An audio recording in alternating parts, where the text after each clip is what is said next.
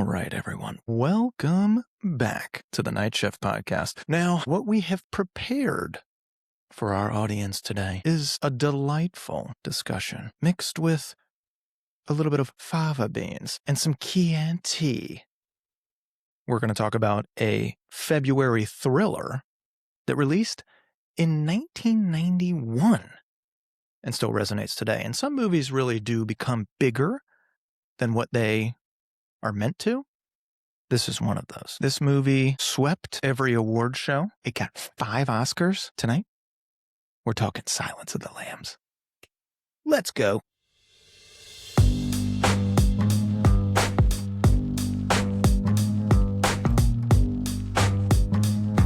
Hello, Clarice. Boys, Migs. Migsy. Welcome. Welcome. This might be our first serial killer thriller that we've done on the pod. Am I wrong? I think you're right. All right. I think it is. I can't believe it's been this long. It's been a long time. Because we talk about it all the time. We talk about it. Hello, Clarice. This one definitely influenced my life the most. You think so? Why? Yeah, you do. Yeah, I am getting a lot of James Gum vibes from you. That's true. It's so like you can look back and reference it like a million different ways. So. That is true. And my impersonations, aside from Christopher Walken, probably this movie. I gotta say, doing the research for this movie was eye-opening in a lot of different ways, because I've seen the movie, I don't know, a dozen plus times. A lot of times it's in clips. I don't really watch it like all the way through all the time. But the research is pretty interesting. So I'll get into some of it right now. This movie comes out in 91. We have Jodie Foster playing Clarice. She's not the only one up for that role. We'll get into casting stuff as well. This is probably the first Anthony Hopkins role that you know of as, oh, damn, who is that guy? That's Anthony Hopkins. Since this movie, you see him and you're like, oh, that's Anthony Hopkins. Like Legends of the Fall. Bingo. But this is the movie that makes him. Scott Glenn plays Jack Crawford. He's the head of the FBI. Ted Levine plays Buffalo Bill. And then we have Anthony Heald playing Dr. Chilton, who he's a slimy little shit. And some chick named Brooke Smith playing Catherine Martin. There's a lot of memorable characters, not necessarily memorable actors from this movie besides the 3 mains. And the interesting thing about Anthony Hopkins, he's in this movie for 16 minutes. Really? 16 minutes. Wow. And basically movie. wins the movie. Is right? this our second Ted Levine? Oh, it is, because he was in Shutter Island. Yeah, with the yeah, weird ass, the- like, what if I cut your head off? Would you be mad at me? Would you like it if I cut your head off? Actually, no, I fucking wouldn't, you psycho. You're the same as me. Same as me. This movie has a budget of 19 mil. Wow. Is that big at the time, or is that? No, but do you want to guess how much it returned? Oh, yeah, I will guess. Go. I'll say 273. Fuck, you're close. 272, yeah. What? Wow. I was going to go way lower. I would crazy. say like 100 or something. No, dude, this is like a 14x return. It's one of the most profitable movies ever made, definitely from the early 90s. It comes out in like February of that year, which if you're going to get Oscars, you usually don't come out earlier in the year. It's usually later in the preceding year. This movie wins 5 in like every major category. That good. It's that good. It's one of 3 movies ever to win Best Picture, Best Director, Best Actor, Best Actress, Best Adapted Screenplay. The other 2 are movies that you've never fucking heard of before in your life. One of them came out in 1934 called It Happened One Night. The other one is One Flew Over the Cuckoo's Nest in 1970. Yeah, it's a big movie. It's a big movie. I guarantee you neither one of us has seen it. I haven't seen it. So I've heard of it. It's Jack Nicholson. it is. That Speaking was a of, book too, right? it was. Oh, was he up for Hannibal? You got it. But Oh my God, dude. do you think it's a different movie? Yeah, because he's kind of like, he's got this built-in like funniness to him, whereas Anthony He kinda Hopkins doesn't. He just looks like a Nazi scientist. That is true. Like, there's no funny parts of him. No. Ain't funny.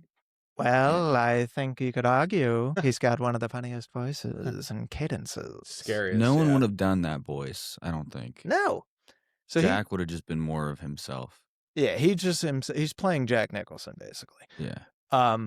So yeah, I mean, we'll get into casting what-ifs and stuff later, but basically, if you haven't seen this movie in a long time and need a refresher on the plot of this thing, FBI trainee, which we'll get into nitpicks later, FBI trainee Clarice Starling is pulled into a high-stakes hunt for serial killer Buffalo Bill, who is a killer who abducts women and leaves almost no usable trail.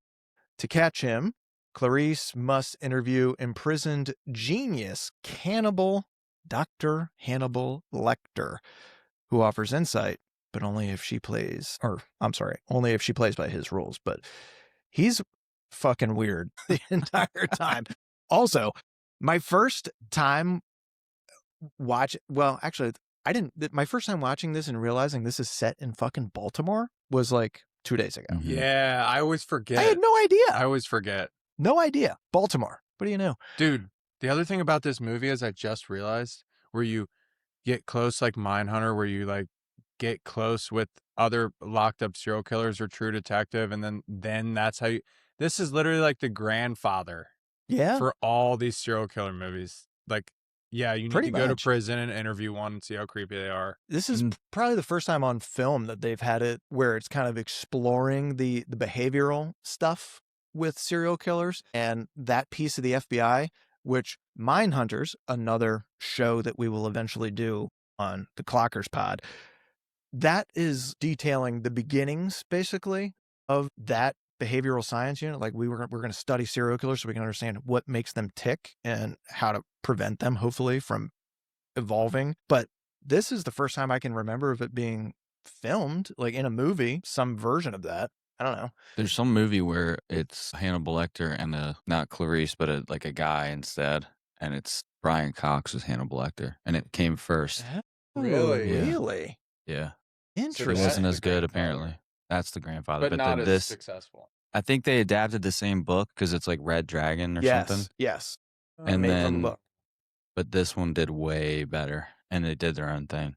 Yeah. It wasn't like a sequel to the other one, but it But- was Brian Cox as Hannibal Interesting. Lecter, and I haven't seen it, so I don't know how he did compared to Hopkins. But Well, I haven't seen it either, but I know what you're talking about. I don't know. Hopkins did pretty good in this. It is like, I don't know. I remember being like terrified of the idea of this movie and watching it. And when I was a lot younger, I was like, oh shit, this is definitely scary.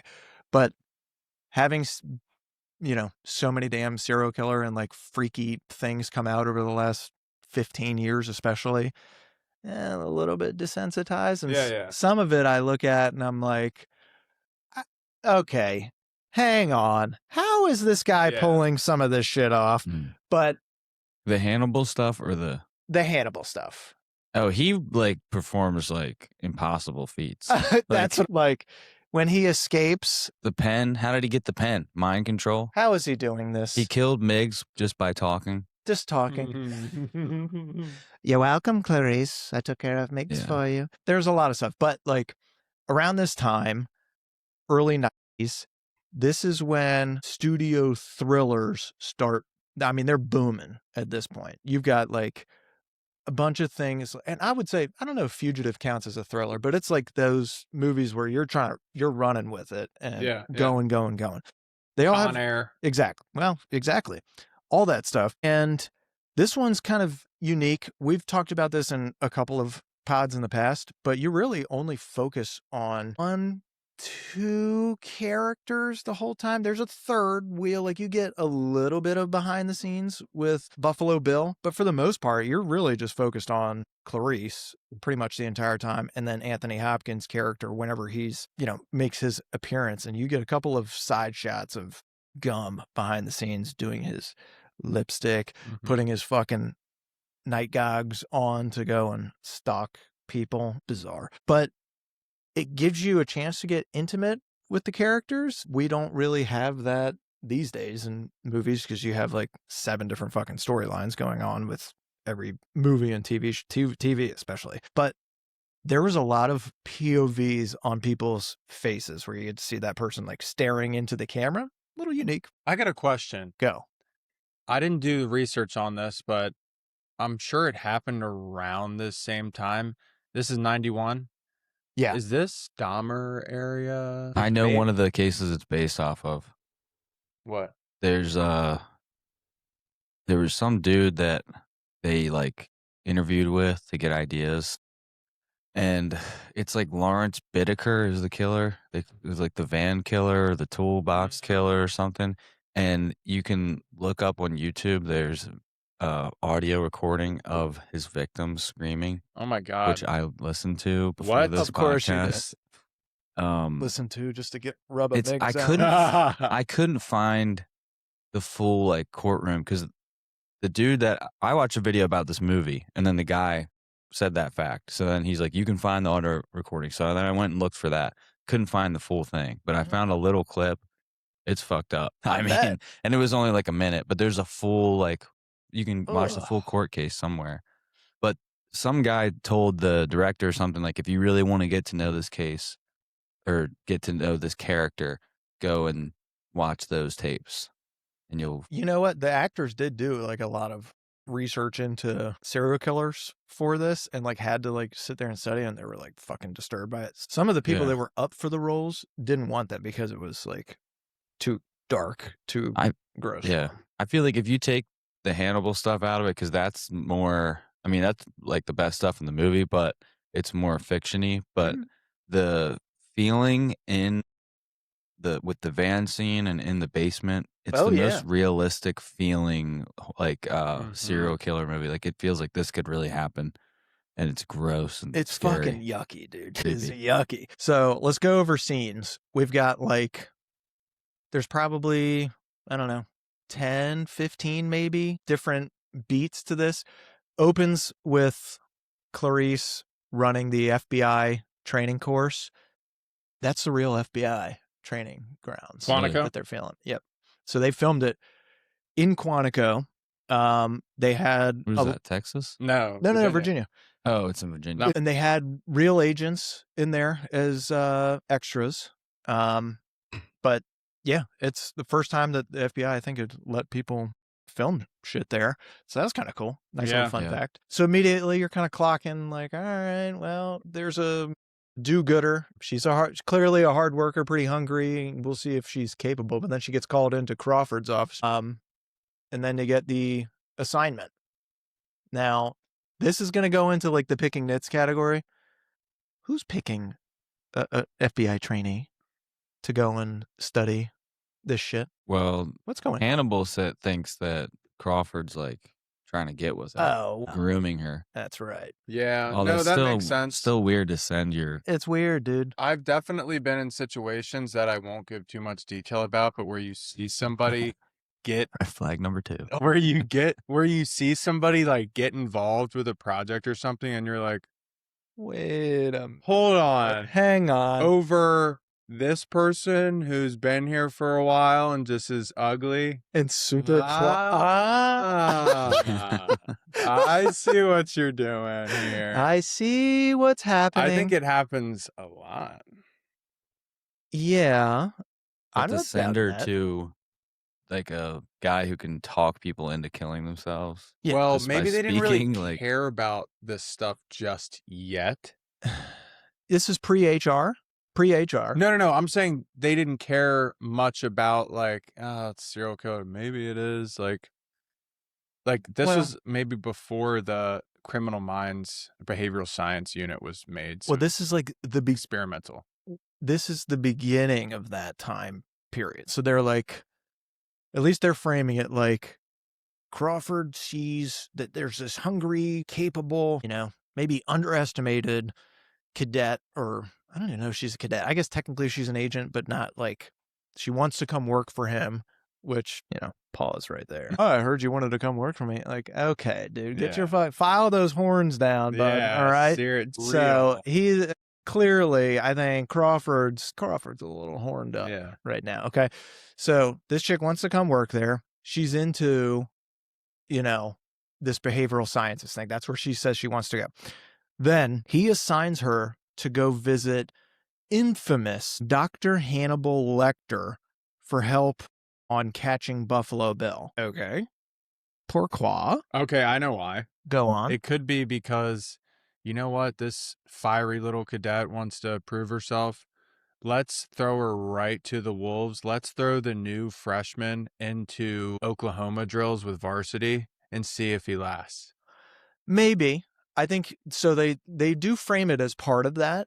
And then they Like a also say, like, haze. we've been trying to like connect with this guy and talk to him. He's not talking to us. So maybe we'll just throw like a pretty woman at him. True. He does say he True, hasn't seen a true. woman in 8 years. True, Well, true. Yeah. So So- maybe there is something beyond him just being a horny old dude. But she goes to this asylum in Baltimore, which, by the way, do they ever say what it is? Probably Shepherd's Pratt. It very well could I'll be. look it up. And she gets to meet the creepy dude who runs the place, who I only know from a little show Oh. that was on when we were growing up. But I remember seeing his face and like, that's a very punchable face, this guy. This guy that plays the lead that's my patient, the lead psychiatrist dude. He's From, always dude. a douche. I just know I don't like this guy. No, but I'm trying to figure out why. incredibly Because punchable. I know it's from another movie that I don't like. Boston Public. That's the name of the show. Boston Public. Dr. Chilton, who's giving her the tour around, and he's kind of hitting on her instantly. Fucking freak. Also, very horny movie, honestly, for a serial killer movie. Super horny, if we're being honest. So he's horned up. He's touring her around the building. Okay. And like, wow, here's the rules. You can't touch him. You can't do this. You can't do that. And he's like behind fucking glass. She already got a chair pulled out for you. Okay, dude, fucking settle down. I can get my own chair. She goes in, and it's a pretty weird little dungeon space down there. It's a weird space. Not that I was expecting it to be like some pristine, fucking James Bond type, the Yeah. latest James Bond where everything's like this high-tech glass fucking encasement. But everybody's in like an old wine cellar except for Lecter. Yeah. He gets Lecter is behind. the Bond cell. Yeah, dude, he's behind plexiglass that has like a couple of holes in it. So that scene is interesting, right? That scene Morning. is fun. We get introduced to Miggs. First time I've seen a guy jack off on screen. Oh, Yeah, that was wow. gross, dude. Lovely. Miggs is nasty. Miggs is straight up. I watched bad it with Miggs. Casey, and she was like, Ew. was that? Yeah, it was. It took me until maybe like 10 years ago to realize, ew, Yeah. that is a load. Good What did you think it was God. spit when you were like a kid? Yeah, watching when it? I was a kid, I thought it was like a fucking loogie that like, ew, dude, this guy's just fucking nasty. No, that dude, honestly, accurate. Like, I'll give him that. For somebody that's been in, he must have had a lot of time to perfect that Yeah. toss. So we get Miggs dropping some serious heat. Great name also. Also, fantastic name. Never met a Miggs. Never met a Miggs. Hello, Miggsy. I've got a great friend named Miggsy. He goes immediately, starts dropping C-bombs, and you meet Lecter. Lecter's in this white outfit. Automatically, you're thinking, he kind of reminds me a little bit of the devil in Constantine. When Yeah. we did that one. It's like, Mm. whenever you put an evil character in like all whites, it makes it Mhm. like, damn, it's kind of like Yeah. a little Yeah, bit it's, like, more classy. evil. Like, it's a classy Mm. fucking bad He guy. knows what he's doing. He knows what he's doing. It's not circumstances. He chose this. He chose to be bad. He could have been anything, but he chose to be Mhm. bad. So you get him, and you immediately are like, something's off with this guy. Obviously, he's a fucking serial killer. Like, I know that, duh. But he's got this little pot belly. He's got like the slick back. He's got this gray hair. But he's got these piercing fucking eyes that are just going at you. And he's got this voice that it's going to be seared into my brain for the rest of my life. Mhm. Instantly, though, he's got a connection with her. He's got a connection with Clarice. I can smell you're wearing some skin cream. You don't have it on today, though. Avion skin cream. Yeah. Mm. It's so creepy. Tell dude. me. Tell me, what did he say to you? What did Miggs say to you, Clarice? When Did you meet came in? Miggs? Yeah, she's like, he said I could smell your cunt. And then Lecter's like, I myself cannot. It's so creepy. It's so creepy, dude. It's bizarre. But it kind of lays down the work like maybe they'll get somewhere because, I don't know, she's able to connect with him in a way that I guess nobody else has before. He's a little like, I think, again, he hasn't seen a woman in 8 years, so homeboy is a little horned up. Okay. He gets a little randy. However, he's also like, I'm intrigued and also a little offended because I got down to the bottom of this shit real quick and I can see that credential that you just showed me fucking expires next week. So you must be new or you're not really an agent. She's like, well, I'm in training, but yeah. And he's like, so they're so busy, they would send a trainee to come and talk to me. Interesting. Oh, Jack Crawford. So he's a little put off, but at the same time, I think he enjoys this little cat and mouse game. And I think because I don't know, he just likes her, I guess. He starts thinking, maybe there's something in this for me. And maybe there's a way for me to get out. I don't know how this little freak got caught in the beginning. Yeah. They never really get into that. But he's seeing a way out now. And you can tell very quickly, this guy is playing chess. He's clearly super smart. Mm-hmm. You find out he's a psychiatrist. And so he's used to playing these fucking mind Even games. scarier. Even scared. Because this guy literally was doing what you're doing, but for evil. And would eat his patients? What a sick fuck. Yeah. Oh, my Dahmer, God. dude. That is bad for referral business. Pretty I'm sure gonna tell you. Dahmer was the 80s, so this lines up. Yeah, it lines up, man. It lines up. Also, Yeah, he was 8. if you could think about, like, Yeah. if you're going to be a serial killer, that being a cannibal might be like one of the worst versions of a serial killer. Like, dude, ugh. I mean, if I had to shoot somebody, fine. If I got to stab somebody, a little more aggressive. Okay.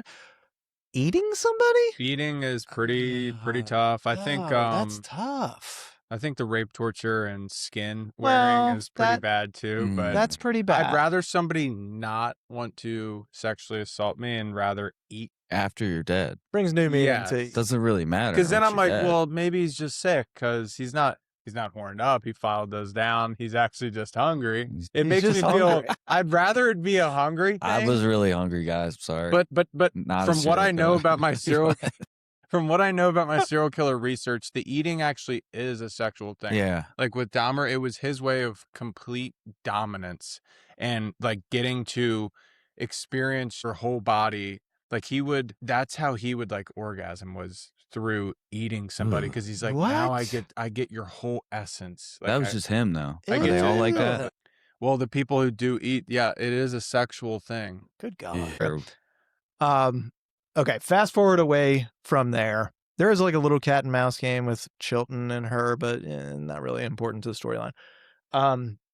Other than like you can see this guy's kind of a dick. We get to the autopsy scene where they find, was it the first victim or a new victim of Buffalo? I think it might have been a new victim of Buffalo Bill's, and I keep wanting to call him Buffalo Bob.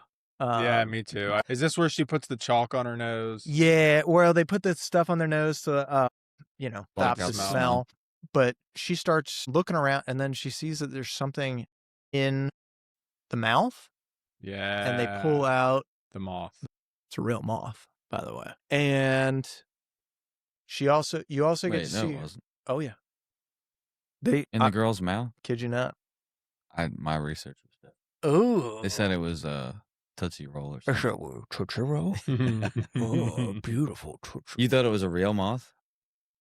Telling you right now, my research is Tell me. in production. They used over 300 real moths, and whatever they had in her, in the dead body's mouth, was some kind of encapsulated real moth. But you're telling me that was a Tootsie Roll? They said it was a Tootsie Roll. Oh, I had a patient. God. Tell me what was in her mouth. Was it a moth or a Tootsie Roll? Tell me. So if this guy would have just not put the moth in there, would he have just gotten away with it? I mean, I think there's always a little Probably. calling card they leave They behind. can't help themselves with these Even- calling cards. Sometimes they'll leave a purposeful one like that, but other times they'll do something the same way every time that's like a calling card that they don't even notice. Well, what I really liked that the way they figured it out was they said, he was like, how do we covet? And then you just see what you see every day. And then they're like, okay, well, then we need to go to the first victim. Yeah. All the other ones are, he was trying to make it look like he's in Kentucky, he's in Alabama. Go to the first one because that's wherever she's from. He saw her at a diner, whatever. Every day he thought about it, and then Exactly. Dude, that part gave me the chills. Yeah. That Just was it. now, you saying it like it was eating at him for years. Yes. Where the first one happened. Yes. But they don't get that without fucking Lecter without doing his thing. Without Lecter. Come on, Lecter. Dude. God, that gives me chills. Yeah. Well, dude, listen. So they have this, I don't know how to say it. They have that whole coveting scene, which is pretty, I don't know, it's pretty fucking eye-opening. But they get this moth out, and I think, what were we talking about? We were talking about these calling cards and shit. They've figured out through this behavioral stuff, all these guys eventually want to get caught. Mm-hmm. And so that's part of the compulsion of like having the need to kill. They also have this insatiable like thirst that they can't quench, hunger that they can't satisfy. But in the end, they all end up wanting to get caught, whether they know it consciously or not. Yeah. And so it's like the thrill of the hunt for them and also being hunted.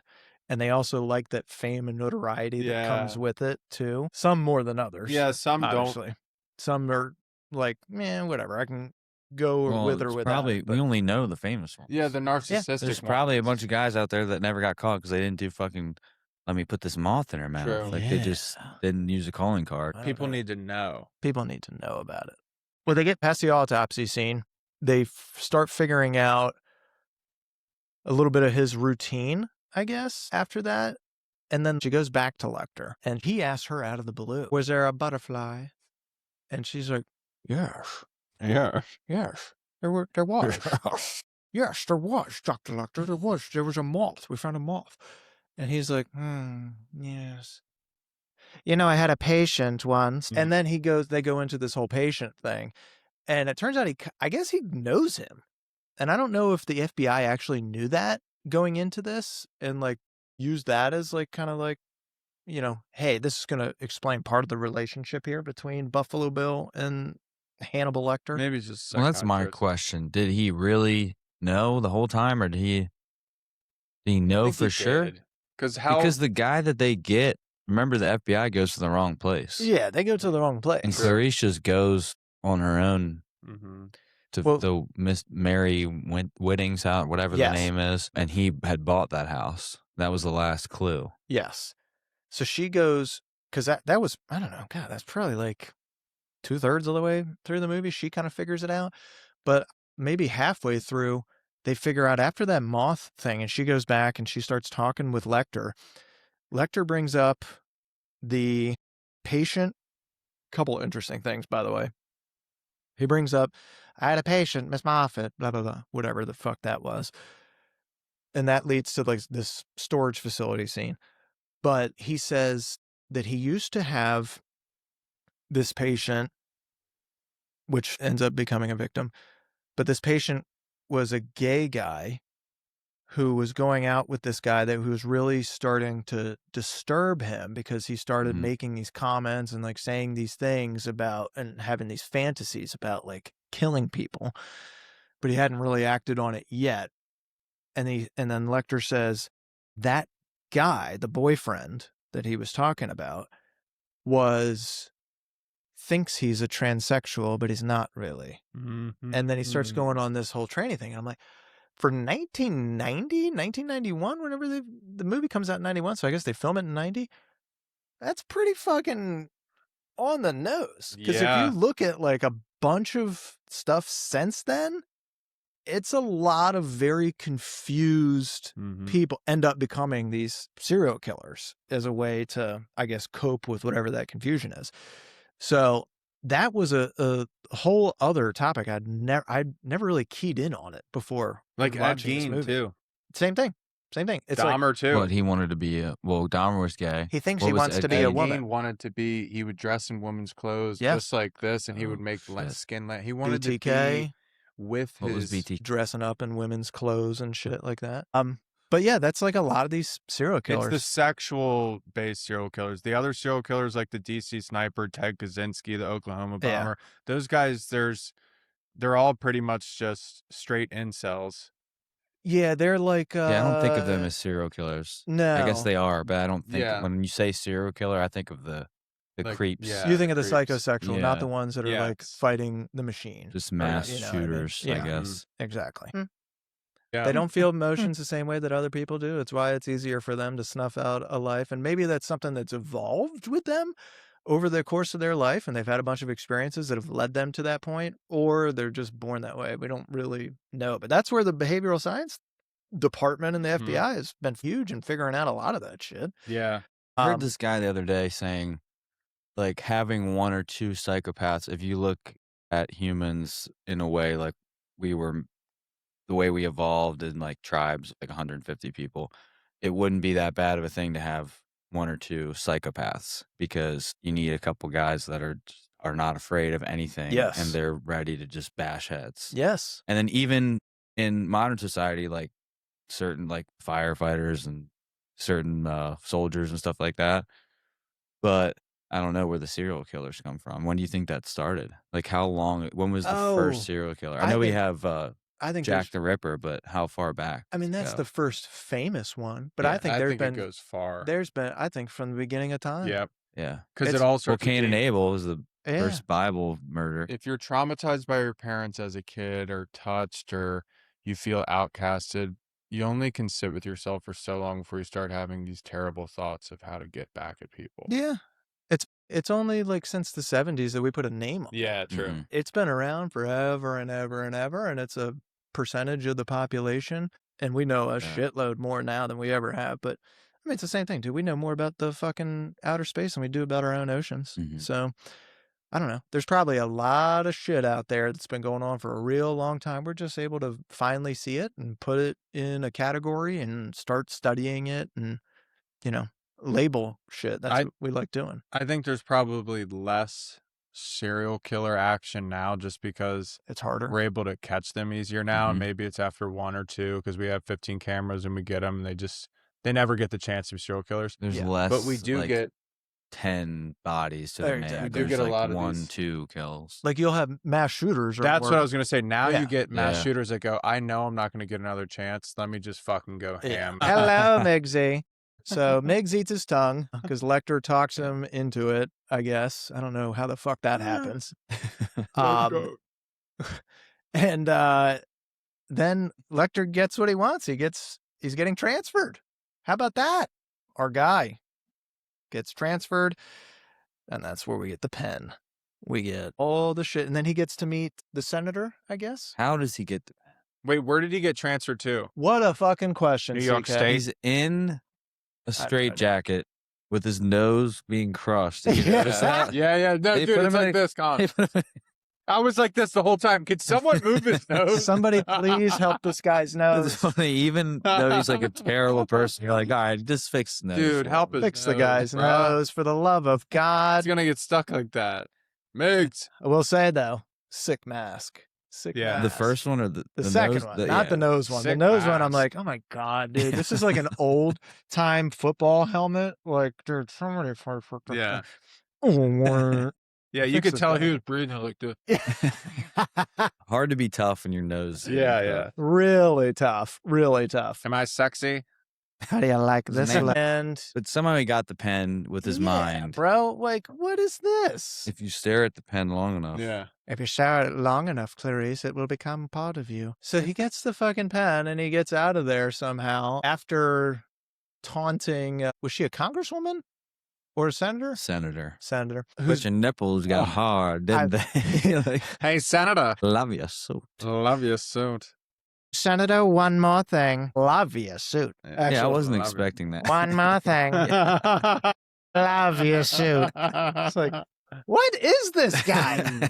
What is he doing? Hey, Senator, one more thing. Did you breastfeed Catherine? Is that a BBL?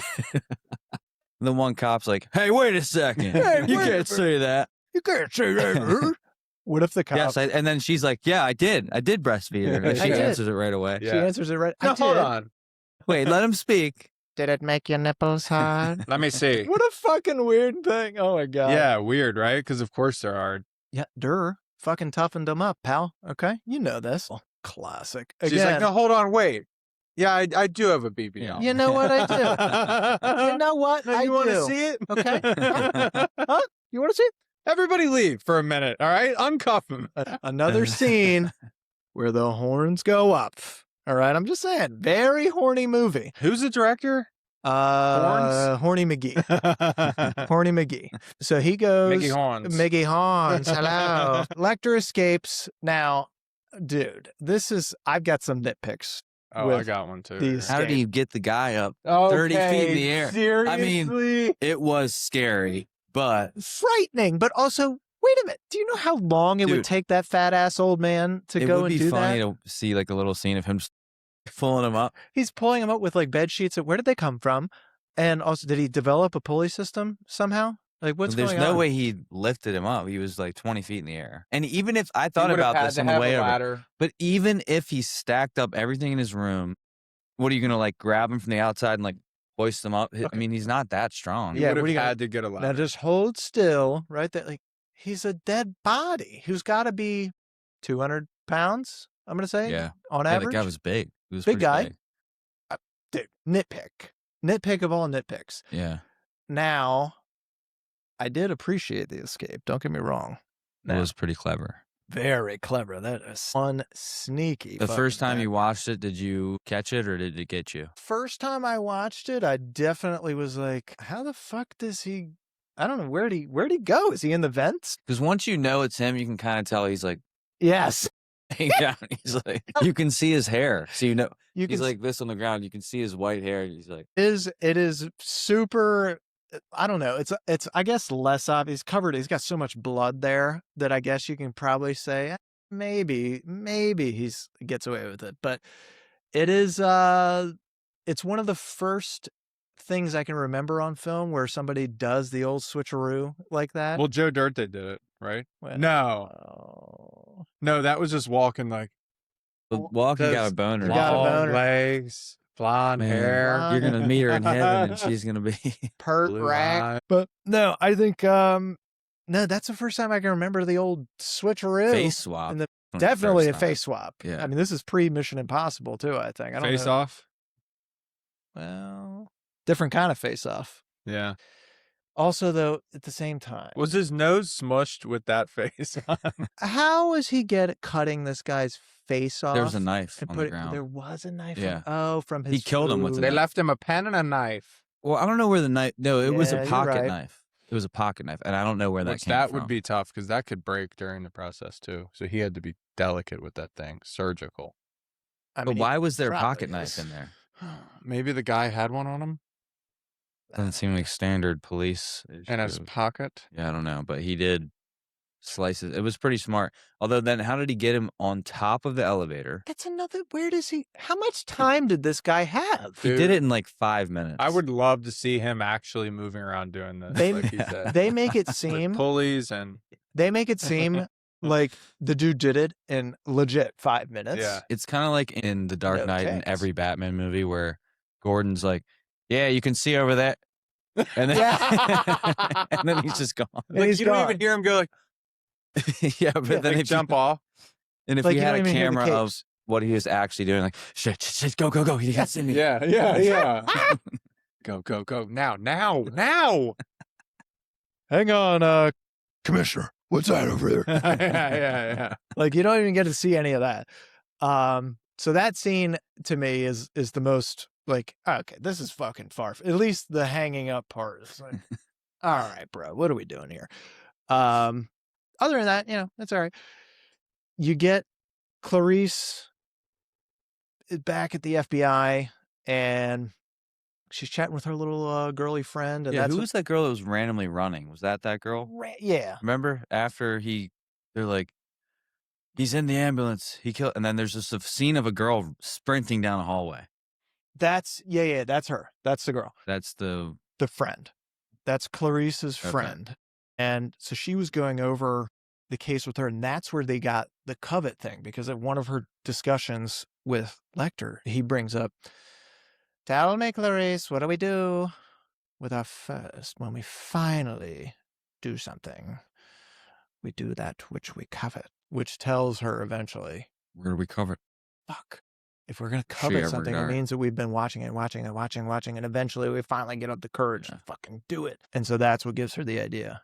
And what did she say that they looked almost intentionally random or something like that? Yeah. Like they were, the other body drop sites were so random that they were like intentionally random. Yeah. So go back to the first one. Yeah. So go back to the first. And when she's there, she meets the first victim's dad, I guess, and he's like, her room, I haven't touched her room, so it's upstairs. You go ahead and take a look around.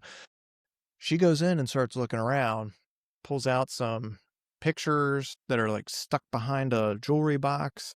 That was a lucky find. A very fucking lucky find. I mean, come on, Clarice. How does she know to do that? But, No, back in those days, girls didn't have phones and stuff. They did little shit like that. I'm sure. So she finds those, and she's a great big fat girl, great big fat person who's in bra and panties. Nothing like too salacious or anything like that, but, you can clearly see she's checking herself out. And then you could see, like, God, it's pretty fucking dreary at this house. So she's, like, looking out the windows and stuff and seeing, I guess, what's the landscape out here? Are there any other, like, houses nearby? And neighboring houses that maybe catch a glimpse of some of this. Okay, well, then she goes over to another room, and it looks like it's a Cape Cod style house. So you're going to have, like, stairs that go up, and usually one room on one side, one room on the other.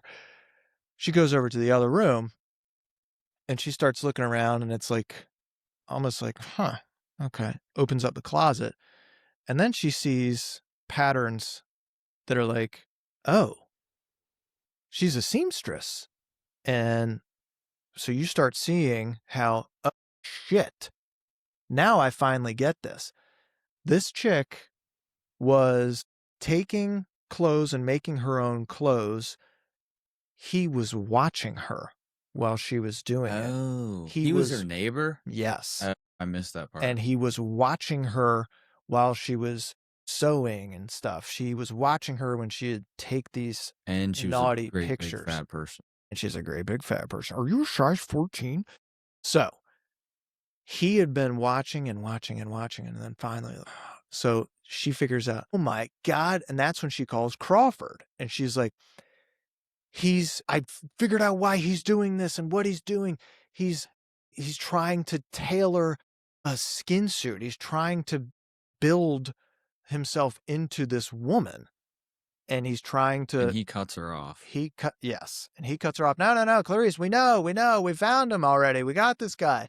We got him. We're flying there now. We're going to be there in less than blah, blah, blah. And she's like, okay, cool. All right. Got it. But she goes and checks anyways. And so she goes and knocks on the neighbor's door. And I will say, I do like how they do that in this movie, where you see Buffalo Bill, and his little prisoner, Catherine, they're like fighting with each other and like yelling. And he's about to shoot her with his big ass, what's that, a 45 that he's got? Yeah. It's a big fucking gun. He's about to shoot her, and then you hear the doorbell ring. At the same time, you hear, or you see, they cut to the FBI ringing the doorbell on a property. House. So you think, fuck. Yes. But when he opens the door, it's not the FBI. Well, it is. It's Clarice, though. It's not where all the other agents are. Task force. So they bust in, and place is empty. But Clarice gets. Where did they go? Fucking creep. Ohio, pretty sure. Based off of what? What Lecter said? I guess. The John Friend or something? Yeah. I think they've looked up the friend and whatever was like. Or James Gum.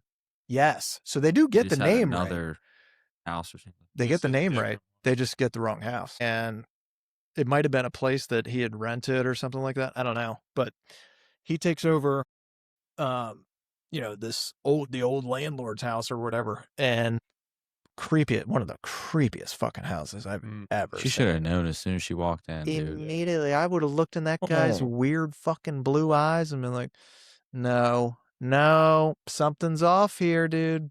Something's off. Well, she starts asking him, she's like, hey, so have you seen this person by the name? Do you remember? And he's like, oh, yeah, I remember. And she's like, well, I was just wondering if you had any, and he's like, oh yeah, I think I saw her in the paper before. Was she a great big fat person? She was rather, what'd she say? Like, she was rather... She was a big girl, sir, yes. Yeah, she was a big girl, sir, yeah.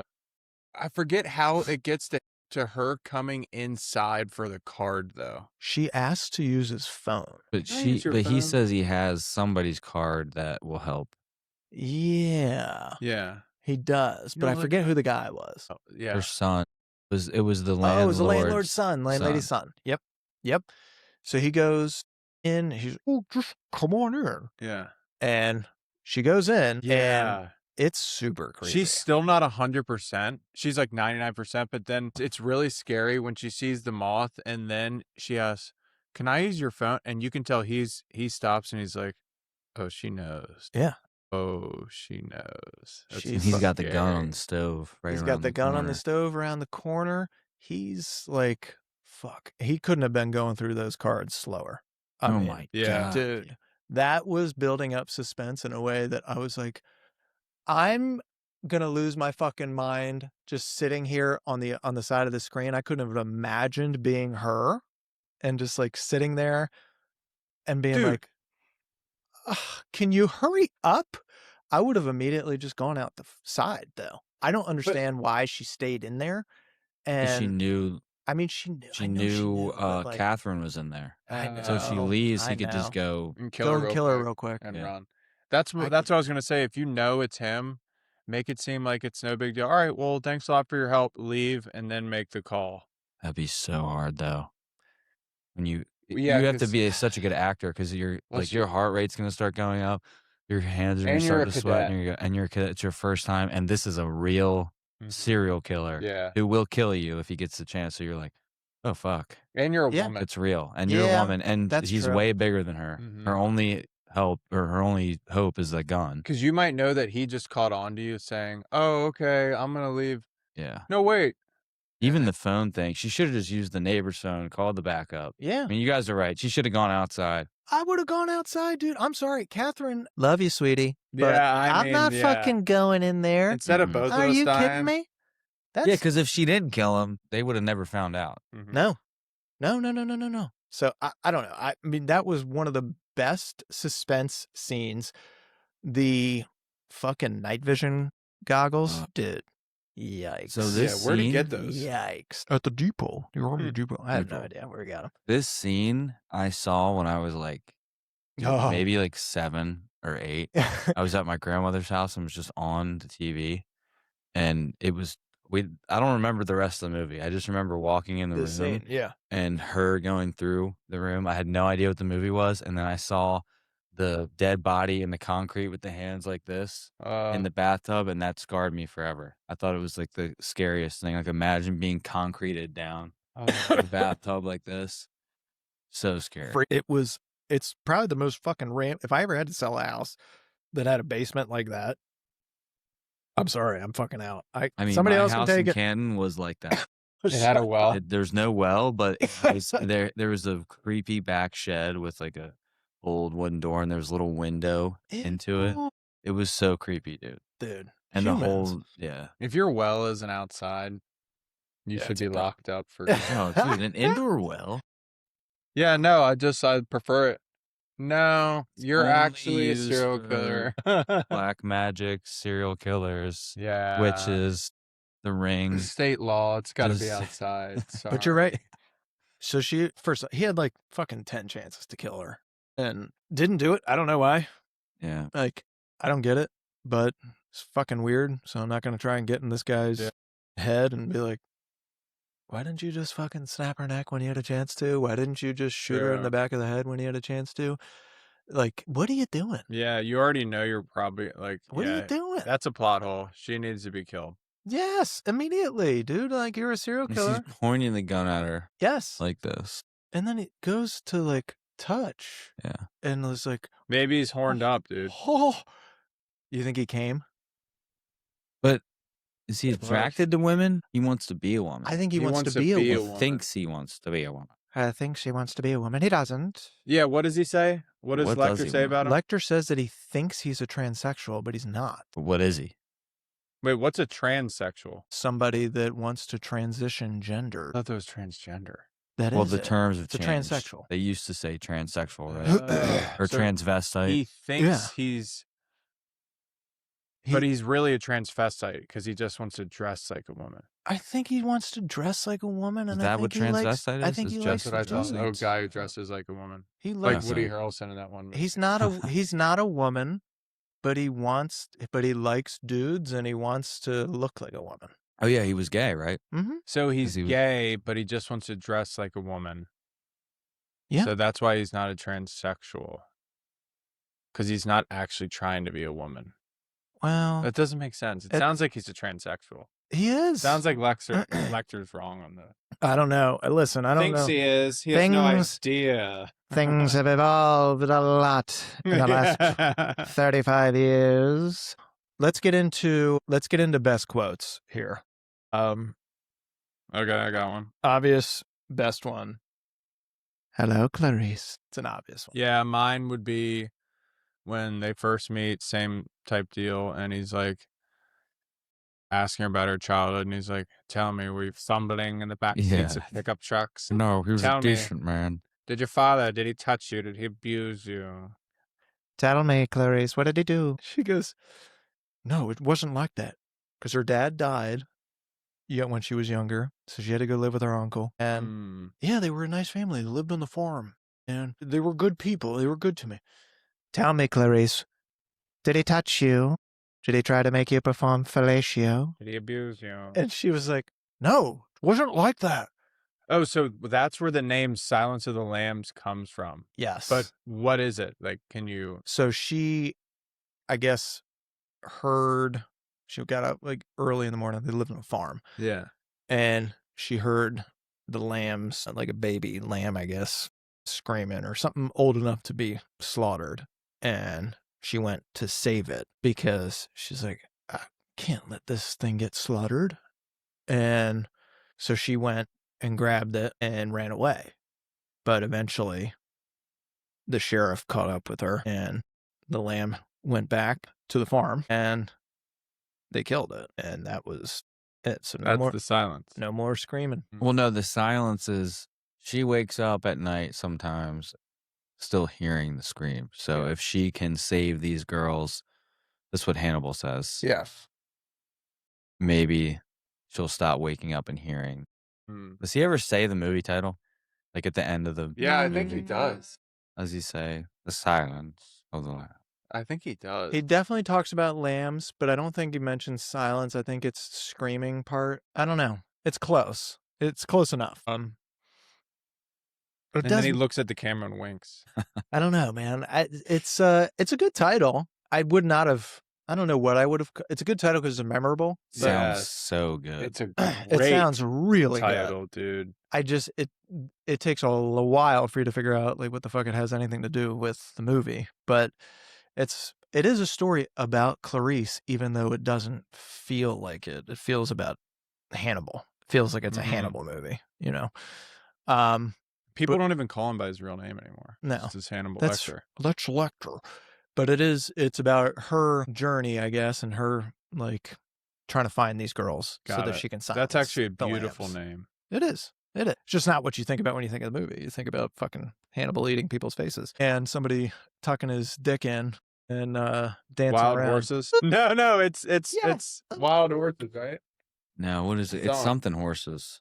It's something. Wild Horses is Rolling Stones, right? I'm pretty sure it's Wild Horses. And it's You might be right. I downloaded the song because I loved this. Goodbye Horses. Goodbye Horses. Goodbye Horses. Wow. Dude, you might have to just add it into the pod for the listeners. It's I amazing. don't know that I will do that. Copyright issue. Plus, it makes me think about somebody tucking their dick in. I ate his liver with some fava beans and a nice Chianti. Yeah. Did that whole That's when she knew he was She was trying to actually like just talk to him like a regular guy for a little bit. Yes. And he's like, an orderly tried to test me once. I ate his liver. With a nice... What did he say? I think it was Jim Carrey met with Anthony Hopkins, and he said he based the behavior of the character off of like a crocodile and a spider. I think. What's Pretty that? sure. That would make Anthony sense. Hopkins said. What's the crocodile and spider? Like he was like, do you ever use animals to inform your roles? And he was like, I thought of him as a crocodile and a spider or something like that. Yeah, That's which would kinda- make sense where you kind of Intellect. like I just of a- never thought of that. smart enough. Like you've been around since the dinosaurs, but I will lie in wait, Yeah, they both Until the- hide. and I will spin my web until I catch you, or I will just lie and wait. But even a crocodile, dude, will fucking slumber through the patient winter. and predatory nature of crocodile matter. and tarantula. Yeah, pretty good. And they're both just freaky. Freaky deaky, man. Character Nobody that wants to waits touch for those. patiently for the perfect moment to strike, similar to these animals. Yeah, smart, and it makes sense too because that's how it ends up playing out. Oh, here's another one. Another one. Hopkins noted that reptiles, like crocodiles, only blink when they choose to, which he replicated to make Lecter seem more calculated and menacing. His eyes are... Put the camera on you. His eyes are open all the time. By joy. Do you think he ate his own eyelids? Seems like it. Megs. Migs ate him. I always love Megs. Quid pro quo. Could never Mm. trust him. Could never trust that, Migsy. Megs, my toothbrush, where is it? Where is it, Migs? Pass it through. In Uranus again. Is it in Uranus? Flush it down, bring it back, please. Immediately. I let you borrow it, not steal it. Did you meet Megs, my orderly? Oh, my God. I know you like this one. It puts the lotion on its skin, Yeah. or else it gets the hose again.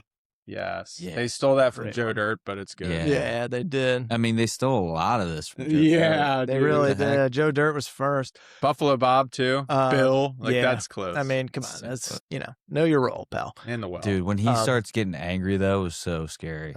And he starts like fake screaming and like, Yeah. grabbing, and she's like, "Yeah, what was that, dude?" Dude, He's no. like pulling his shirt Dude, out. I love that because That it's was like, so he has weird. pierced nipples and he's like Yeah. tugging his nips and shit. Ah. like scream. Oh, like South Park. Wait, Ooh, Yeah. yeah, he just turns into Mr. Slave. Ooh, yeah. He yells back with her. They're like, Yeah, he Yeah. screams right back at her. he said, you don't know pain. You don't know what pain You don't is." know what pain is. That's scary. That was scary, dude. yeah. You use Evian skin cream, Avian skin cream. and sometimes you wear La Air du Temps, but Dude, not what does today. he have? Super smell? No, I didn't smell it like Meg's. I myself cannot. I myself cannot. So he tried. He Oh, Yeah. he tried. No, Meg's has a great nose. Son of That a bitch. Megs. That Meg's. He's beautiful, isn't he? That Migs has a nose. Ugh. Like an anteater. That Migsy. And he also she goes to leave, and I can't remember if it was the first time or the second time, and he goes, You're turning into him. And you She goes to leave. "People will say we're in love." People will say we're in love. People will Yeah. say we're Oh, in that was love." perfect. That was great. That was great. Right. The call at the end. They're partying because they finally, celebrate. Everybody's graduated now. They not they're past like, hey, we got Buffalo Bill and fucking ended it and all that stuff. But all the whole FBI class is graduating. She's finally getting her, her certificate or whatever it is that they get, and she's going to work for the behavioral science, working for Crawford. Warmed up. Yeah. You already know Yeah. he's got an after party planned, freak. So A pickup truck. was it a pickup truck, Clarice? Tell Clarice, me. I got you a pickup truck. Was it a 78 Ford Silverado leather seats? Tires were bald. No seat belts in the back seats. It would get really exhausting, just a guy trying to like get every last detail. Every Like he knows. Can you stop trying to Yeah. remember everything? I'd be like, Why are you everyone's so done? good at my this? God, with this guy. You had Like- Panera for lunch 2 days ago. I'd be like this. You're like obsessed with me, dude. Wow. Bro, you were so Yeah. obsessed with me. Will you chill? Okay, god damn. You got the baguettes. That's it. Not the apple. Because your father hated apples. This is kind of where I love the Joe Dirt segment on it, because they're like, even though it's Buffalo Bill, it's kind of a similar thing. He's like, all right, geez, man, say it, don't spray it. Yeah. My God. It's like, he just finally talks like a normal person would be like, okay, got Yeah. it. Jeez Louise. What's the lotion? Putting the lotion on the Yeah. skin. My God, He's damn. like, Here's your stupid books. Here's And your he's- stupid books. Oh, Auto Trader. Hell yeah. Hell yeah, brother. Oh, I don't have this issue. yeah. This guy wants $4,000 for that Trans I pay $2,800. So we have the call. They call this. Somebody calls this party. The phone rings, which brings me back to the 90s. I love a good corded wall phone. Mm-hmm. And some chick answers it like, dude, I don't know. Okay, how long you been fucking working at the FBI? I don't know what you know about serial killers. I don't know what you're studying if you're just a regular person in the FBI. But I got to imagine there's not a whole lot of people walking around this earth that sound like Dr. Hannibal fucking Lecter. And somebody calls asking for Clarice. Is Clarice there? Sure, yeah, let me just go get her real quick. Clarice, phone's for you. She answers, hello? And goes, good evening, Clarice. That'll send fucking chills And that's down it. your spine. Well, that's pretty much it. He says, don't even bother tracing. I'll hang up before you can. And he kind of catches her off guard because obviously she's party mode. But you see that he says he wanted to congratulate her. You can tell, like, he really does kind of like her. And this is some kind of weird little cat and mouse thing. I feel like I kind of like it too when the bad guy and the good guy have this kind of thing going on. It is kind of like a Batman Joker thing. Yeah, like, yeah. we really do need each other. I need to chase after you. You need to chase after me. It's a whole thing. You're going to keep doing your thing, whatever. But he's hunting. And he said, well, I'm sorry. I've got to go, Clarice. I got another meal coming around. And he's chasing after Dr. Chilton. That's who he's on. Which one was Chilton? The Baltimore psychiatrist that was, he's my patient, you know? Mm-hmm. And so he was in like the Caribbean or something like that, but he was calling from a payphone, also very nice payphone. Yeah. Sick. But yeah, kind of he says, I'm having an old friend for dinner. That's Having an old That's what friend it is. for dinner. Yes. So Literally. pretty And then- fucking awesome ending. I like that. Yeah, they botched this not having a sequel because it could have been. Well, it does. Yeah, but Not with her, though. It's bad Right? with her. So they It's have more Hannibal. They I have watched it. Hannibal. They have Red Dragon. There's one where he Red eats the Dragon's- guy's brain with the guy. That might be Red Dragon. He takes the head off, yeah. and he's like, apparently you can't feel your brain. So, like, the guy doesn't know his top of his head is Like gone. there's no nerves. There's no nerves. It's for if so you that's- could like start poking your brain, you wouldn't feel it. Yeah. Oh yeah, he does like do like a whole thing, and it's just Which one is that? Might be not the sequel, but maybe like the third. it might, don't know. they do a prequel and then a sequel.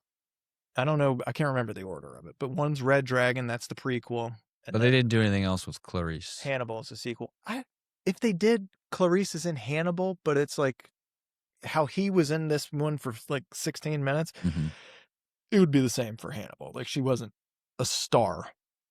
You imagine he calls her and he's like, "Bring," and she's like, he gets it to Clarice and he's like, hello, Clarice. I got you on speaker. It's me and Megs. I have an old friend for you now. His name's Miggsy. Go ahead, say hello. Roar! Me and Megs are road tripping, having a friend for dinner. Road tripping. Miggsy, say hello. I can't. I can't. Yeah. I can't. He's just one of the fucking Sesame Street characters. Easy, Megs.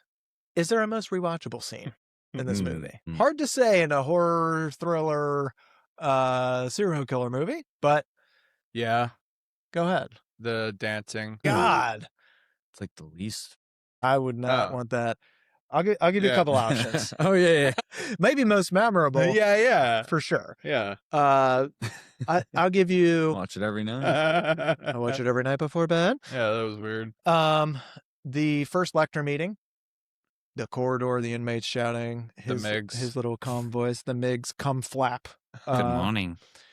The second one, his whole escape sequence is interesting. Just that, the face on face, blood everywhere, the blood dripping out of the elevator, him in the ambulance, he's eating somebody else. Like, God, did this guy? I mean, I guess so. I mean, if you were cooped up somewhere for 8 years and then you finally have freedom. Him? We like him.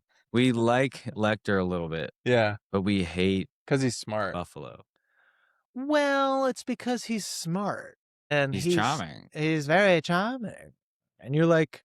People will say we're in love. Megs, be ready in 5. I'm almost there. Megs, get the car ready. I hope it's gassed up. I told you. It's weird that we like him. I think it's because he can speak well and he's older and you don't really see him kill anybody until he's out. Then you start to kind of hate him. It's because there's a refinement to him. Yeah. It's because when you see... Okay, so you go to James Gumb and you see the state in which he's living and stuff, and you're like, I wouldn't be friends with this person. He's fucking disgusting. He lives like a hoarder. Yeah. Ew. Ugh. Who likes bugs like that? A fucking freak. Okay. Yeah. Like, let's be honest about this. And then you look at Lecter. Yeah. He's classy. Everything is classy. He's got superior. And to the point where it might be too classy, and you're like, wow, this guy's like fucking hoity-toity. Yeah, Chianti. But because he has that element to him where he's like high class, but he's willing to get into the muck. Yeah. You're like, he's respectable. He's respectable because you admire his level of education and that he's able to do this stuff. You're scared of him. Yeah. Because he is capable of pure evil and all these different things that like most people aren't.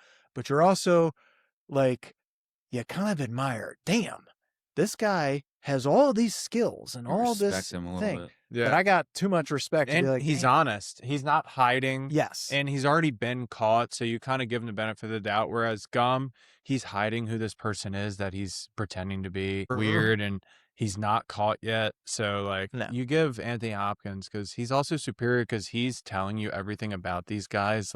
Yes. He's helpful. He's honestly like a teammate. He's an authority. That's what it is.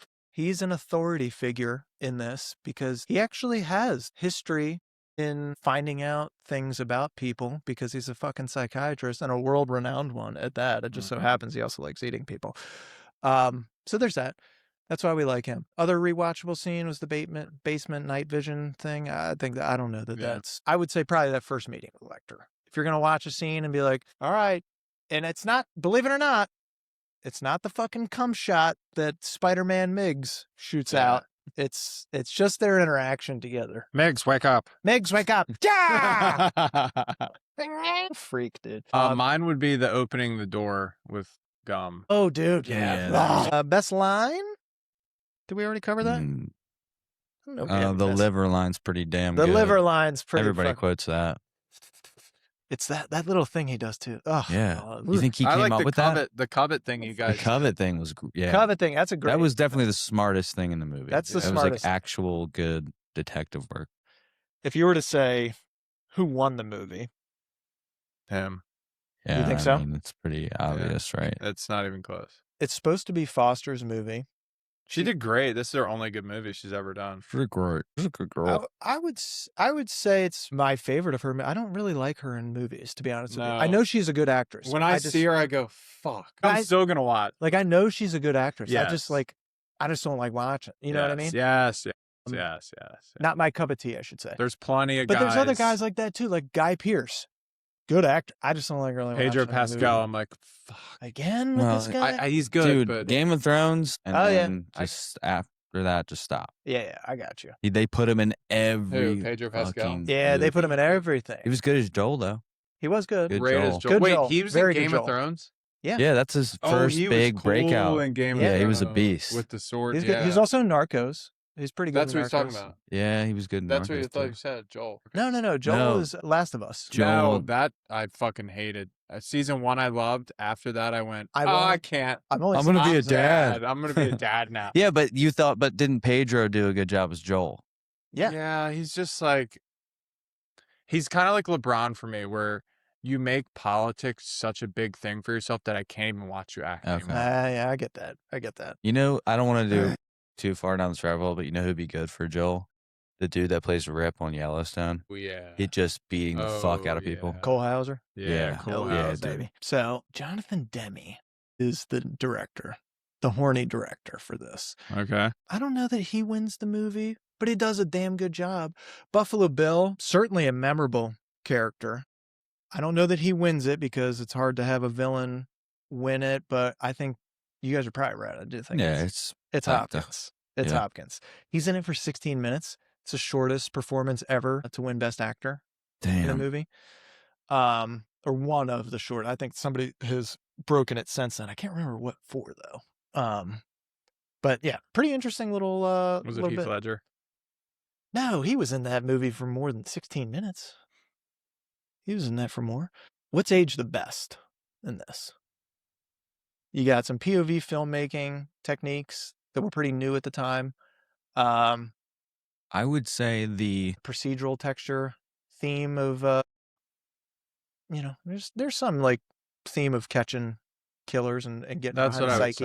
say. FBI. I stuff. think the Buffalo Bill's whole story setting, his house, his behavior. I mean, there's a lot of serial killer shit out there. This is like, it feels the most real. Hey, can you help me? Could you just like help He me? pretended to be hurt. Yes. Dude, Yeah. that is Yeah. it is creepy because like, dude, back then, when was this movie set for? Let's say like late 80s, early 90s. Dude, we didn't have information like this. Mhm. You knew of like some serial killers and shit, Mhm. but it was like a phenomenon. It wasn't Yeah. like, here's how they're getting their victims, or it was like a Dahmer might have been known and like, hey, he's only really going after like a couple of gay kids at a gay Yeah. bar or whatever. You don't think of like, dude, there's this poor guy over here. Look at him with his fucking casted arm. Yeah. He You can don't barely. think they could be your neighbor. No, you But never do. That's what makes it scary. But dude, if Never you're in do. the middle of like a Walmart parking lot and you want to help somebody get something, okay. Yeah. But late at night, you're a Mhm. girl alone. Why is he putting a couch in his car at 12 a.m.? Think about it. And you're gonna get in? You I go mean, first. If you could just get, you get all the way back there. I could see it though, like, Oh, I could see girls doing it for Yeah, sure. because you're like, I just want to be mean, nice. Well, no, he's probably like has to drive all the way across the freaking state. Oh, he's cute. Yeah. What's the And then just Yes. No, there's It's. I know what you're about to say. It's people are afraid to say no. It's from the dragon tattoo. Where the guy best That's it. said, line. That's "You're it. People are more afraid of That's it. offending offend someone me than actually losing your life. Yes. Yep. You're more afraid of that 100%. than actually being hurt. Yes, dude. Perfectly said too. Yeah. Because he's right.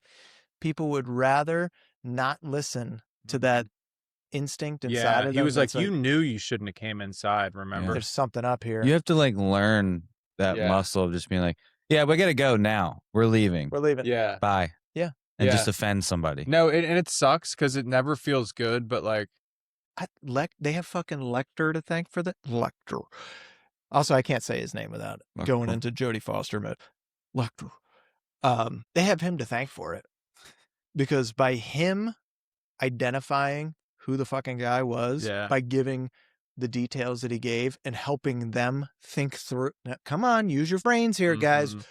When we're breaking through, what do? The whole covet thing. Yeah, he's their boss. He's basically instructing them on Yeah. exactly what to do. That kicks off their whole profiling thing. Like, I know that he's like Crawford's ahead of this behavioral unit Yeah. and all that other shit. They don't have a fucking clue what they're doing. Jack Crawford, not good at his job. I'm just No. going to say that shit right now. Yeah. Not good. All of the men are incompetent. They all are staring at her the whole time, like, what's she doing here?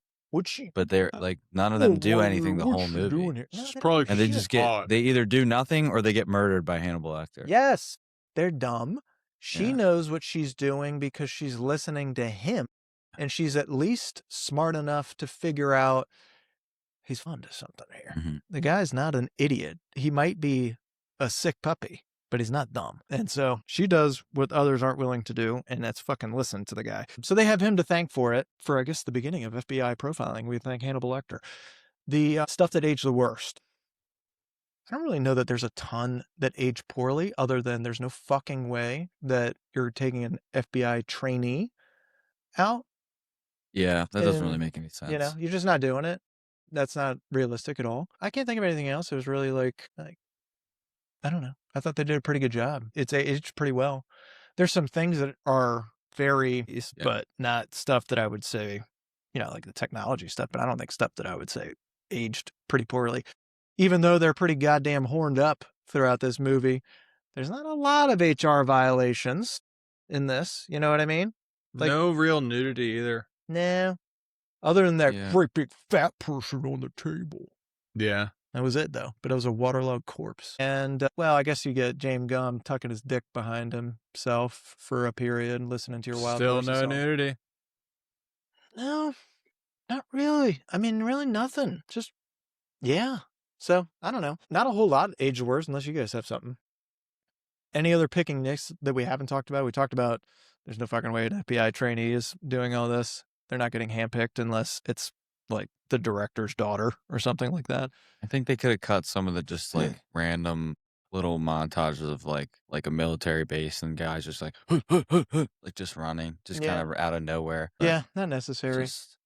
That's just why I'm watching it, trying to look at stuff that takes it down, but it's a pretty high rated. Not many holes. Senator, did it make your nipples hard? It's just that was a little great. Yeah, it's just weird. I loved it. It's just weird. And I guess they're trying to give some levity to the characters. Oh, and one other thing. Love the pat suit. What? What the fuck are we doing suit. here? Love the suit. Like, is she supposed to be Hillary? I'm And not one sure what's last happening. thing. Yeah. Hold on. And hold on, one last thing. Is that a BBL? It's a little chilly out here, Senator. I can see your nipples through the suit. Love them. Just weird, man. I don't know about any other, like, picking nits on it. Maybe some forensic stuff. Like, I mean, these guys could do their job a little bit better and fucking catch on, but it's still the 90s, man. We didn't have all the footage and stuff. I don't think this was 91, right? It almost feels more like an 80s. It does feel like an 80s movie because I don't think the internet is super prevalent. Like, fax machine. There was They're like probably filming it in 90. Yeah. So there's like one fax machine. Came out in movie. 91. So I think that stuff maybe because nowadays there's still jurisdictional bullshit where, departments are like fighting with each other and stuff. And locals don't want to deal with the FBI and they don't want to deal with the state. Fucking feds. Yeah, fucking feds. Are you serious? Look, they're not taking our case away. It's our case. Come on, this is our fucking. Yeah, whenever I see that, I'm like, great. This is going to be a stupid. Okay, this might be the one movie where the chief isn't like, you're off the case. Yes. Give me your badge and gun. No, he's like, oh. I mean, he doesn't listen to her. You're freaking suck, dude. Yeah. But He's like, he doesn't. He doesn't suspend her. Go back to Lecter and find out what's going on, Starling. And be safe. Yeah, exactly. And be safe. I need you back here in one piece. See you in that suit. See you on that private jet. We want to take a PJ later? This guy. Now, casting notes. Pretty interesting stuff. Originally, when this was early in development, Gene Hackman was acquired. He had acquired the rights and planned to direct and star in the film. As Lecter? No. Well, I don't think as Lecter. Who would he be? He could only be Crawford. I think only Crawford. And let me tell you, Gene Hackman, one of the horniest guys. R.I.P., buddy. One of the horniest guys in cinema history. Yeah. And woof. I feel like he's only a general. He would have played Miggs. Well, he could have played Miggs. He could have played Crawford. He could have played anybody that was ready to get down. You're on speaker. Miggs is here. Hello, Clarice. Good to see you. No, I would. Horny Al Pacino could have been in this movie. No, I'm kidding. So he ended up just dropping out, and I think he was supposed to star in. I think he might have ended up. Can't remember if he sold the rights to this back to whoever he got it from. But he dropped out, just too uncomfortable with the stories violence and dark tone. Jodie Foster aggressively pursued the role, but they were lobbying at first. She wasn't the first choice. Ultimately, the director that ended up doing the movie wanted her, but they were going for Michelle Pfeiffer at first. Sexy. And Michelle Pfeiffer's sexy as fuck. I mean, Crawford would have been knocking into the fucking walls with his pecker in this. I'm telling you. So she ended up turning it down. She's like, this is just too disturbing. I don't like this. Like, I don't mind doing a rated R movie, obviously, but not doing this shit. Meg Ryan was up for it. Would have been interesting. Weird. I don't think that I've seen her in anything other than a rom-com. So I don't know if you even remember Meg Ryan movies, Colin. Wow. You've got Mail and all that shit. But no, go with Foster. You know, that was interesting. Anthony Hopkins almost didn't get the role. She could do it. He was not the studio's top choice. Well, we talked about one already, Jack Nicholson. Actors that they had either discussed this with or approached before they landed on Hopkins. Jack Nicholson, Robert Duvall. Maybe. Interesting. Sean Connery, fucking hysterical.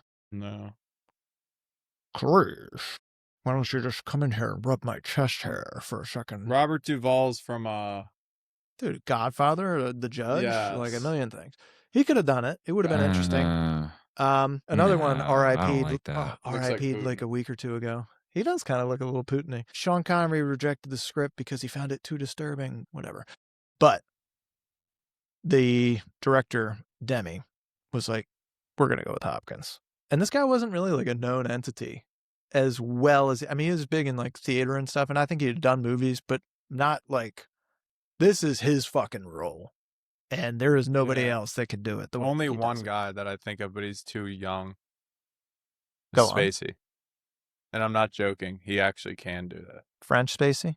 No, real. American Spacey. Like Suspend. He was in 7. He was in 7. And he was amazing. He was fucking good. He could have done it, yeah. Spacey would have been done as this. good, but Spacey He would have been too plays young, yeah. a dick better than just about anybody else in Hollywood. So, yeah, I mean, he could do it. It's a different character, but could he play a smart, arrogant asshole that you would believe would have been a psychiatrist that ate his victims? Yep. Although Hannibal Lecter in this movie, Anthony Hopkins, looks like he would eat people. I don't know that Kevin Spacey looks like he'll fucking shoot you in the back of the head. I don't know that he looks like he'd eat you. Oh. I think he looks like he would touch you a little bit. it would have been funny. Give me a Christopher Walken one. How are you? How are you? You're looking in the wrong places. It would have been bad, actually. It would have been It really would have been bad. so bad. Just Morgan Freeman? when she comes around the corner and he's just standing there, like seeing walking. Yeah. I laugh when I see Anthony Hopkins. Yeah. What It's about funny with Anthony Hopkins. Danny It's DeVito? funny. Because he was good as Penguin. I'm serious. He can go serious. Danny DeVito can be serious. Penguin was not serious. You're telling me. The Batman with Penguin that he's in was really good. Not Are you serious. kidding? Where he was Penguin. He's like super fat. Yeah, and he's got like the fish. He's eating the fish. You're telling me it's just the penguin in there. That's what it is. It's Dude. just penguin. The penguin character is the only thing in there. That's hysterical. If you were to remake this movie today, is there anybody that you would throw in there that's like a definite? Today? Yeah. Could you do Ralph Fiennes? I feel like Gandolfini would have been a good something. I don't know what. Like Crawford, maybe? Crawford. Seymour Hoffman. Before he died. In terms of rankings, this is definitely in a lot of like top 50 lists. In a lot of places, top 25. Yeah. You know? Sounds yeah. fair. Easy. Which I think is fair. It's a fucking great movie. It's aged very well, honestly. Yep. Still hasn't been beaten. Not a whole lot to complain about on this one, guys. So I'm glad that we got a chance to tackle it a little bit. And give me your scores. What do you think about this? 9-8. 9-8. My highest score ever. That is your highest score ever. Jimmy I think Crickets. it's that good. CK? 8-9. 8? Whoa! Sorry. I'm sorry. Yeah. I did not see Maybe a that. 9-0. I'll come up to a 9-0, I guess. No, Megs, be quiet. Anyways. Still an orderly. I'm curious to see what Shane says. Hit it, Megs. I don't know that I've given too much thought to this. I will say, for me, it's like an 8.5. Ooh. And the reason being Migsy, no. is it really doesn't have a lot of holes. If I watched this movie when it first came out, I'd probably think it's a freaking 10. Yeah. I'd probably think it's awesome. True. I think the reason that I would score it there is just because I've seen so many things since this was made that really pull from this, that it kind of diminishes it some. Because it's like... Doesn't that enhance it? I mean, it does enhance it in some way, but like, I don't know. I'm looking at V1, where we're up to like V25 right now. You know what I mean? You know, the iPhone 17 is way better than the first iPhone. Yeah. You know what I mean? Yeah. But you still got to fucking pay homage to the first iPhone because Yeah. it was like, dude, that's fucking genius. And there's really not a whole lot of holes in this one, dude. I think the reason that I have to, at this point, knock it down a touch is this the stuff that we talked about that makes me wonder, like, what the fuck are we doing here? The raising of the guy on his escape is bizarre. I don't know how he did that. It's impossible. How did he get the pen? What's happening? You know, talking to somebody about their nipples is hysterical. Is it a comedy, actually? It could be a comedy, honestly, in the right hands. I feel like we have more jokes about this movie than any other movie. We do. Like, we quote this more than anything. Yeah. It's pretty good. But look, great job. Great job. Jonathan Demme and everybody else that made the movie. Awesome. Good work. We loved it. We really did. President Trump loves it too. He does. That's getting better. It's getting better. It's getting better. You know, we've been busy the last few days. We've been busy. But best serial killer movie ever? I'm going to say no. But what's better? Is it up there? Probably Prisoners. Oh, Prisoners is pretty damn good. That's on. Is that a serial killer movie? Well, it is. I mean, it's. It is. She is. Yeah. Yeah. It's not. But I don't know. That's gonna wrap this episode, though. We'll talk about. We got a couple of really good months coming up. So next month, April, we are gonna do CK month. CK. Oh yeah. You've I got already know two. 2 of them picked out already. 2 movies that are fucking bangers. Should I say it? You can say them. Shot Caller and what's the other one? I forget. You got Shot I Caller, forgot. and you pulled up Dallas Buyers Club. Oh yeah, I'm sticking with that. So we got 2 of them filled out. May is going to be CB month, and I know I got Mixie May. God, stop it. I got a couple ideas of what I think you're going to call out. I think you do. I'm pretty. I'm newer. Yeah, that's fine. That's fine. I'm excited. I know you wanted to do Begonia, you little freak. I do love Begonia. I just watched Marty Supreme. I just watched Housemaid. Wow. Well, we're going to try to knock out 4. It might be tough. You know, shit always happens. Life comes up. But we're going to try to talk about as many as we can. So I'm looking forward to that. As always, appreciate our audience. If you can, go on YouTube, like, subscribe, follow on Spotify, follow on Apple Podcasts. We're also on iHeart, Amazon, and Deezer. And if you aren't aware, Apple is now rolling out the video pods. So you can watch us on YouTube. You can watch us on Spotify and now on Apple Podcasts coming up this month. So looking forward to the next one. Until then, we're clocking out.